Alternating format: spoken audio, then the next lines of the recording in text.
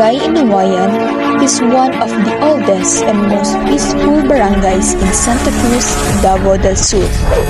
It is known for its rich history and the unity of its people. The name Inawayan came from a beautiful love story between Inaw, the daughter of a Muslim leader named Sambuligo, and Ayan, a strong and handsome man from the Bagobo tribe. Despite the conflict between their tribes, their love brought peace and understanding to both sides. Because of their story, the place was named Inaw-ayan, which later became Inawayan. Today, Barangay Inawayan continues to grow as a community that values love, peace, and harmony among the people.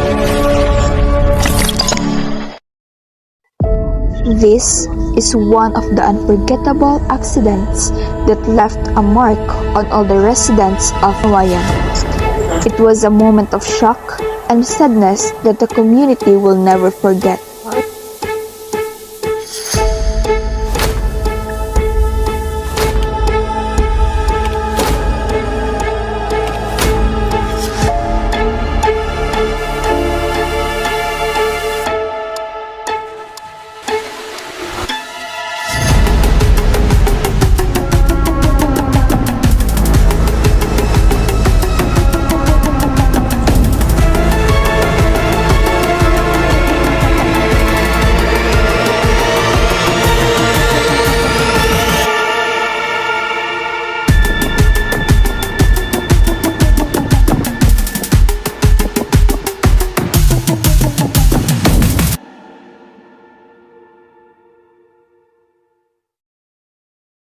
Good day, everyone. I am Daisy Nagatan, and I am in Barangay Inawayan.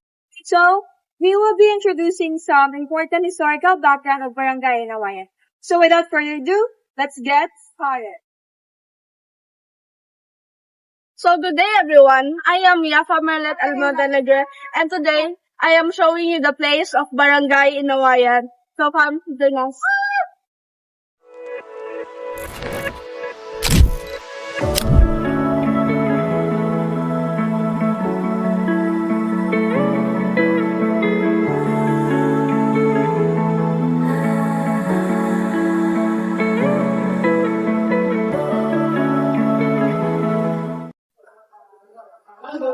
So, magandang araw sa inyong lahat. So, ako po pala si Dominic Bernard de Blora at ipapakita ko ngayon sa inyo ang nag-iisang Teen Health Center dito sa Inawayan, Santa Cruz. So, tara!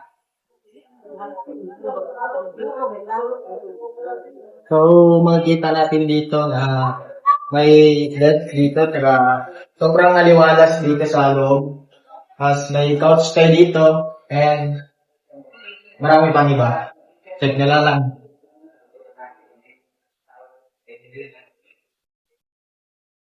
Good morning, guys. I am here again. My name is Daisy. So, I have here the Secretary of Barangay Inawayan, and he is Sir Roberto Pablo. So, I will be questioning some questions about the historical background of Barangay Inawayan. So, hi, sir. Thank you for allowing us the privilege to interview some of the questions of your historical background, specifically in Barangay Inawayan. So, sir, what do you think po, yung mga changes na na-implement here sa Barangay Inawayan before and then right now? Before sa term ni Punong Barangay Danilo Bagyal, ang mga dala ni atong panahon na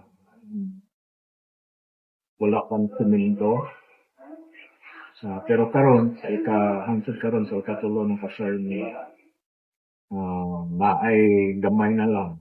Also, mga barangay rooms na Barangay Inawayan na wala pa Thank you po, sir, for that. So, as we can see, guys, there are difference po before and now sa Barangay Inawayan. So, as sir mentioned that sa una is lubak ang dalan, and currently right now, thankfully, that gamay na lang ang some barangay or road na kailangan na lang i-fix. And also, sa ilang management ways, it is helpful, especially some of kanang lugar na to right now is facing flooded, sir, like Cebu, or some sa Talisay specifically nituwan, mahaan sila. So, hopefully na some people will follow sa ilahang i-implement para pud sa maayuhan sa barangay. So, good day everyone. I am Irish May Era and I am here now at Inawayan National High School. And I'm gonna show you the Inawayan National High School. For that, let me introduce you first the school guard for almost 22 years of service here in Inawayan National High School. So, let's go.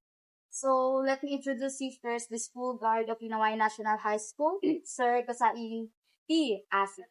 So, sir, let me ask you some questions. Unsa mo pag-hipper Inawayan National High School before and sa karon?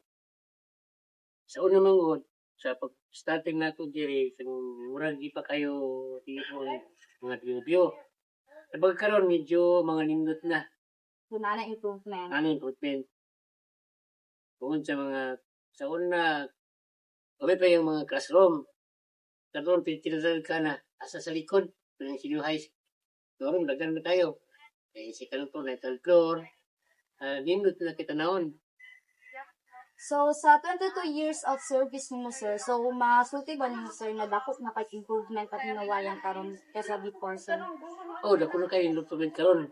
Sa una, medyo arang-arang pa karoon na yung mga moral, yung mga pansikim, yung mga ato ko yung edukasyon penitan sa Moroso. Sa tanong, mura-mura yung mga kurapurin sa likod. Medyo pina, sa itong pena. So, thank you for your time, sir. Okay, welcome. Hey everyone, I am Junella Hangalay. So ngayon, nandito ako sa palengke ng Barangay Inawayan. Tara, samahan niyo ako.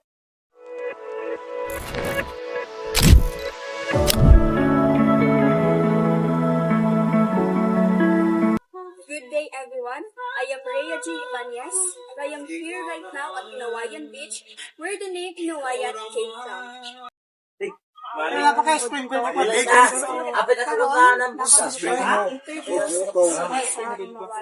So, before that, pwede mo may isang pangalan. Pila nakaka-quiz mag-trade sa Inawayan? Kung ano man ko, 41. 41 lang ito sa Igirit. Since birth pa po.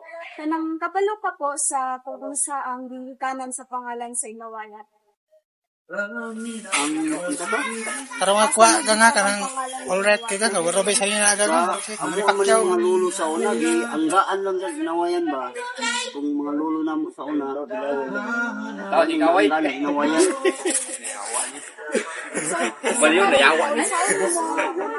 Describe ang iswagan sa Barangay Inawayan sa una o sa karon. Ay, hindi kayong sa una. Karon kay ang sa una, ang gising sa una, nang gamay pa kay balyo niya, unang pa ang inuna ni baga ng mga trabahoon. Karon kay nagdako ang pangitonon, ako kulang sahod sa mga trabante nga na trabaho. Dahil kayo. Unsa ang mga dakong kalambuan nga may makita diri sa Barangay Inawayan? Pare anong pagdala sa aming kwan karon sa among barangay titan. Kung gid siya kay mayo gid pila ka term niya wa siya gid pagdiri. Mayo ang pagdala. Sa mga po sa mga kalsada, Pero ay nindot ang kalsada karon di pareha sa una. Wa po karon go po gid ang pagdala sa among barangay kapitan. Mo may kausaban. So magandang araw ulit sa inyong lahat. Ako po si Frenilyn Santiago. At napakita na po namin ang mga bahagi ng Barangay Inawayan. At meron po silang multi-purpose truck, vehicle rescue, and rescue boat. At dahil dyan, makita na po natin ang pagbabago ng Barangay Inawayan.